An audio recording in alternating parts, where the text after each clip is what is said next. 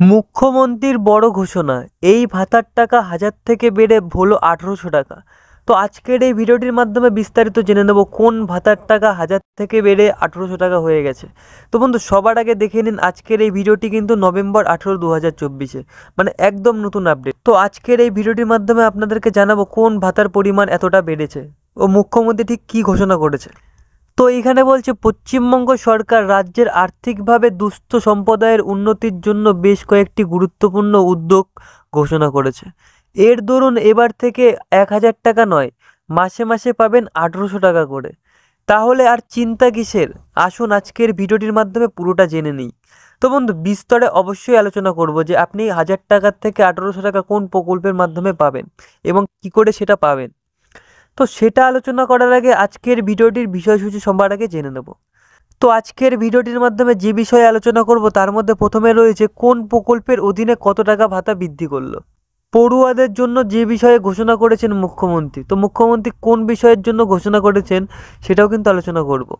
আরও কী কী ঘোষণা করেছেন মুখ্যমন্ত্রী সেটাও নিয়েও আলোচনা করব। তো বন্ধু, আজকের এই ভিডিওটির মাধ্যমে এই তিনটি বিষয় আলোচনা করব, যেটা সমস্ত জুড়েই কিন্তু মুখ্যমন্ত্রী রয়েছেন।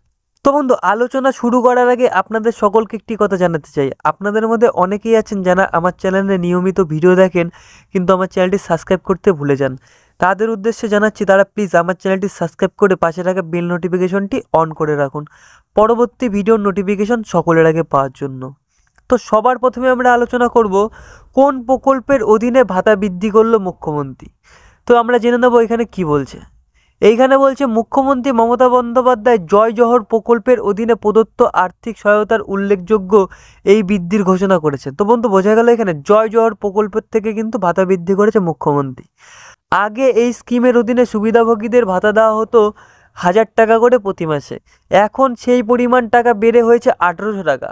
তো বন্ধু, বোঝা গেল এখানে জয় জোহর প্রকল্পে ভাতা দিত আগে 1000 টাকা করে, এখন সেই ভাতা বেড়ে কিন্তু 1800 টাকা হয়ে গেছে। এখন মাসে মাসে প্রত্যেকের অ্যাকাউন্টে 1800 টাকা করে ঢুকবে যারা জয় জোহর প্রকল্পের অধীনে রয়েছে। তো এরপরে আমরা আলোচনা করে নেব পড়ুয়াদের জন্য যে বিশেষ ঘোষণা করেছেন মুখ্যমন্ত্রী সেটি কি। জয় জোহর প্রকল্পের অধীনে সুবিধাভোগীদের জন্য উন্নত শিক্ষার সুযোগ নিশ্চিত করতে চায় সরকার, অর্থাৎ রাজ্য সরকার। এই প্রচেষ্টার অংশ হিসেবে উপজাতীয় শিক্ষার্থীদের জন্য 310টি নতুন হোস্টেল নির্মাণ করা হবে। এই হোস্টেলগুলি শহরাঞ্চলে শিক্ষা গ্রহণকারী পড়ুয়াদের আবাস সমস্যার সমাধানে সাহায্য করবে, আরও অনুকূল পরিবেশে পড়াশোনা করতে সক্ষম করাবে। তো বন্ধু, বোঝা গেল এখানে মুখ্যমন্ত্রী মমতা বন্দ্যোপাধ্যায় কিন্তু 310টি নতুন হোস্টেল নির্মাণ করতে চলেছে শিক্ষার্থীদের জন্য। তো জেনে নেবো এখানে আরও কি বলছে।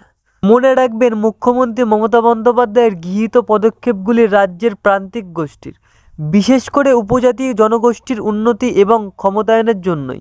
মনে রাখবেন, জয় জোহর স্কিমটি পশ্চিমবঙ্গের উপজাতীয় সম্প্রদায়কে পেনশন হিসেবে আর্থিক সহায়তা প্রদানের জন্য চালু করা হয়েছে।